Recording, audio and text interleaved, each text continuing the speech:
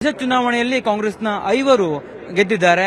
ಈಗಾಗಲೇ ನೂತನವಾಗಿ ಎಂಎಲ್ಸಿ ಆಗಿರುವಂತಹ ಪಿ.ವಿ. ಮೋಹನ್ ಅವರು ನಮ್ಮ ಜೊತೆ ಇದ್ದಾರೆ. ಅವ್ರನ್ನ ಮಾತನಾಡಿಸ್ತಾ ಹೋಗ್ತೀನಿ. ಸರ್, ಮೊದಲನೇದಾಗಿ ಅಭಿನಂದನೆಗಳು.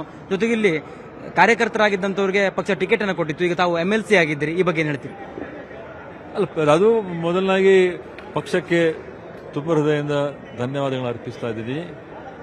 ವಿಶೇಷವಾಗಿ ಅಖಿಲ ಭಾರತ ಕಾಂಗ್ರೆಸ್ ಪಕ್ಷವು ಕಳೆದ 1 ವರ್ಷದಿಂದ ಯಾರೆಲ್ಲ ಚೆನ್ನಾಗಿ ಕೆಲಸ ಮಾಡ್ತಾರೆ ಅವರನ್ನು ಗುರುತಿಸಿ ಅವರಿಗೆ ಅಧಿಕಾರ ಕೊಡುವಂಥ ಒಂದು ಪ್ರಕ್ರಿಯೆಯಲ್ಲಿದ್ದಾರೆ.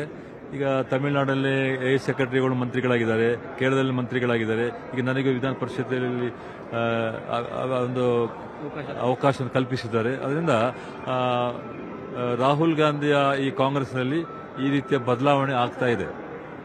ಡಿ.ಕೆ. ಶಿವಕುಮಾರ್ ಅವರು ಸಿಎಂ ಆದ ಬಳಿಕ ಎದುರಾದಂತ ಮೊದಲ ಚುನಾವಣೆ. ಈ ಒಂದು ಚುನಾವಣೆ ಮೂಲಕವಾಗಿ ಅವರಿಗೆ ಅಭೂತಪೂರ್ವ ಗೆಲುವಾಗಿದೆ. ಜೊತೆಗೆ ಬಿಜೆಪಿ ಮತ್ತು ಜೆಡಿಎಸ್ನ ಪರಿಸ್ಥಿತಿಯ ಬಗ್ಗೆ ಏನ್ ಹೇಳ್ತೀರಿ? ಇಲ್ಲ, ಅವರದು ಇನ್ನು ಕಂಗಾಲು ಪರಿಸ್ಥಿತಿ. ಅಂದರೆ ಅವರಿಗೆ ದೊಡ್ಡ ಸಮಸ್ಯೆ ಆಗಿದೆ. ಹೇಗೆ ಈ ಸರ್ಕಾರವನ್ನು ಎದುರಿಸಬೇಕು, ಹೇಗೆ ಪಕ್ಷವನ್ನು ಎದುರಿಸಬೇಕು.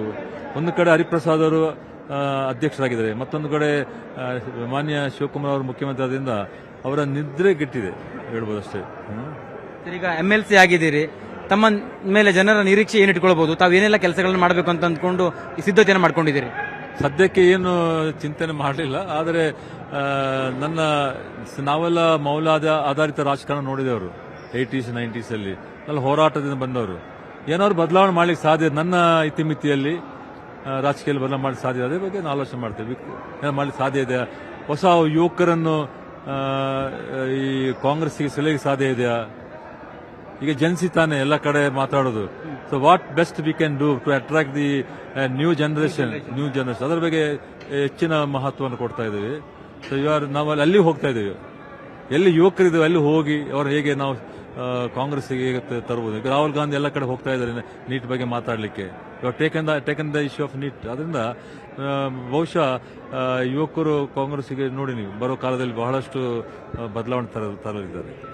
ಈ ಒಂದು ಚುನಾವಣೆ ಎದುರಾದಂತಹ ಸಂದರ್ಭದಲ್ಲಿ ಕಾಂಗ್ರೆಸ್ನ 4 ಅಭ್ಯರ್ಥಿಗಳು ನಿರಾಯಾಸವಾಗಿ ಗೆಲ್ತಾರೆ ಅಂತ ಇತ್ತು. ಆದ್ರೆ 5ನೇ ಅಭ್ಯರ್ಥಿಯಾಗಿದ್ದಂತ ವಿನಯ್ ಕಾರ್ತಿಕ್ ಅವರಿಗೂ ಕೂಡ 32 ವೋಟ್ ಬಿದ್ದಿದೆ. ಈ ಕ್ರಾಸ್ ವೋಟಿಂಗ್ ನ ಪ್ರಕ್ರಿಯೆ ಬಗ್ಗೆ, ಜೊತೆಗೆ ಇಲ್ಲಿ ಬಿಜೆಪಿ ಮತ್ತು ಜೆಡಿಎಸ್ನವರು ಕಾಂಗ್ರೆಸ್ಗೆ ವೋಟ್ ಹಾಕಿರುವಂತಹ ಕಾರಣದ ಬಗ್ಗೆ ತಾವೇನು ಹೇಳ್ತೀರಿ? ಯಾರು ನಾವು 5 ಅಭ್ಯರ್ಥಿಗಳು ಗೆಲ್ಲುವಾಗ್ತೇ ಮೊದಲಿಂದ ನಾವು ಹೇಳ್ತಾ ಬಂದಿದ್ದೀವಿ. ಸೋಲಿಕ್ಕೆ ಯಾಕೆ 5ನೇ ಅಭ್ಯರ್ಥಿ ಆಗಬೇಕು? ನಾವು ಗೆದ್ದಿದ್ದೇವೆ, ಯು ಆರ್ ಹ್ಯಾಪಿ. ಈ ತಂತ್ರಗಾರಿಕೆ ಬಗ್ಗೆ ಏನ್ ಹೇಳ್ತೀರಿ ಸರ್? ಅಂದ್ರೆ ಸೆಳೆಯುವಂತ ಒಂದು ಪ್ರಕ್ರಿಯೆಯಲ್ಲಿ ಡಿ.ಕೆ. ಶಿವಕುಮಾರ್ ಅವರು ಯಶಸ್ಸನ್ನು ಕಂಡಿದ್ದಾರೆ ಅಂತ. ಅವರು ಅದ್ಭುತ ತಂತ್ರಗಾರರು, ಅಷ್ಟೇ ಹೇಳ್ತಾರೆ. ಅವರು ಅದ್ಭುತ ತಂತ್ರಗಾರರು. ಅವ್ರ ಮನಸ್ಸು ಮಾಡೋದು ಏನು ಮಾಡ್ಲಿಕ್ಕೆ ಸಾಧ್ಯ ಇದೆ. ಗ್ರೇಟ್.